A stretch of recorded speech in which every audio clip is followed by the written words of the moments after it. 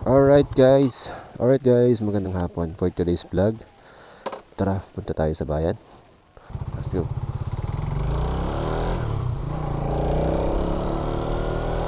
Happy birthday!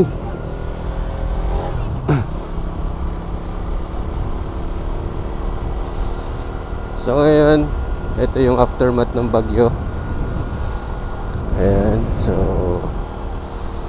halos maraming puno na ito, no? Tanggalan ng sanga, pero konti naman yung nabuhol dito sa lugar namin. No, so clear na rin yung area, passable na lahat ng daan. Then syempre may kuryente na, yun ang kagandahan dito sa lugar namin. Mabilis ang aksyon ng mga nasa kinaukulan ng pwesto. So shoutout sa mga ano ba to? Council ng barangay namin. Ayan, sa pamumuno yan ang magiting na kapitan. Alright,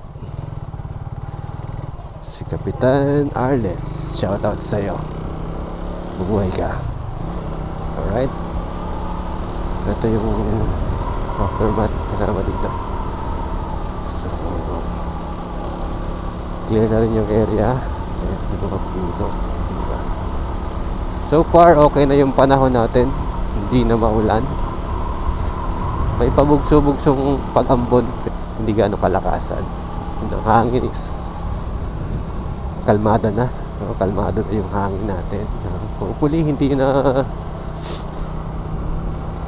tumuloy yung paparating pang bagyo, no? Yung low pressure na nababalita ngayon. Actually may pangalan na siya.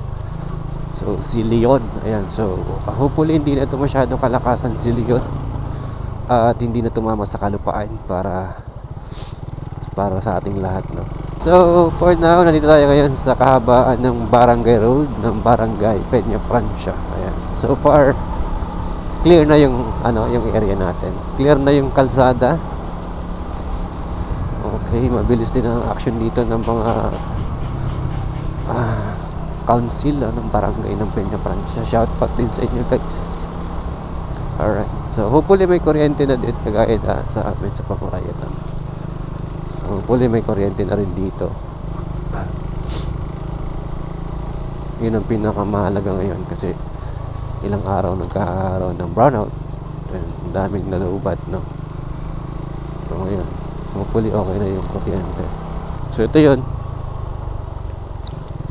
yung mga bukid natin ngayon. So medyo tinamaan talaga, no? Gawa ng malakas ang ulan, so inabot ng baha. So ito yun. So far okay naman lahat, wala namang casualties na nabalita. So thankful pa rin tayo, guys, dahil safe tayong lahat, no?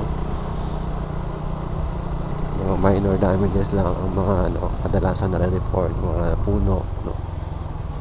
So casualties is zero naman, kaya thankful tayo. Safe tayong lahat dito sa barangay natin.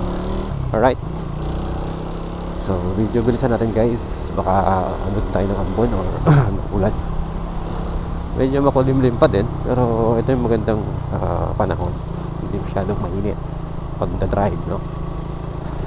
Shoutout sa mga nagda-drive. Ayan, so ingat po tayong lahat.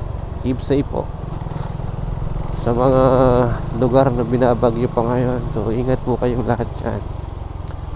Huwag po tayong makakalimot magdasal, magdasal po tayong lahat, no? Yun po ang pinaka-importante. Huwag po tayong makakalimot.